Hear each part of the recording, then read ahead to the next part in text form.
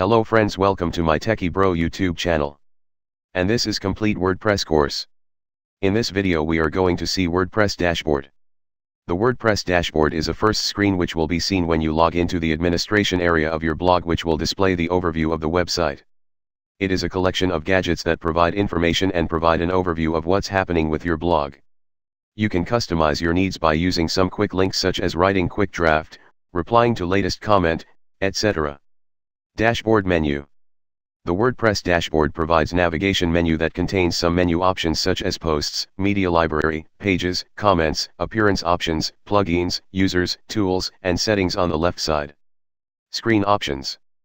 The dashboard contains different types of widgets which can be shown or hidden on some screens. It contains checkboxes to show or hide screen options and also allows us to customize sections on the admin screen. Welcome. It includes the Customize Your Site button, which allows customizing your WordPress theme. The center column provides some of the useful links such as creating a blog post, creating a page, and view the front end of your website. Last column contains links to widgets, menus, settings related to comments, and also a link to the first steps with WordPress page in the WordPress Codex. Quick Draft. The Quick Draft is a mini post editor which allows writing, saving, and publishing a post from admin dashboard. It includes the title for the draft, some notes about the draft, and save it as a draft. WordPress News. The WordPress News widget displays the latest news such as latest software version, updates, alerts, news regarding the software, etc. from the official WordPress blog. Activity. The Activity widget includes latest comments on your blog, recent posts, and recently published posts. It allows you to approve, disapprove, reply, edit, or delete a comment.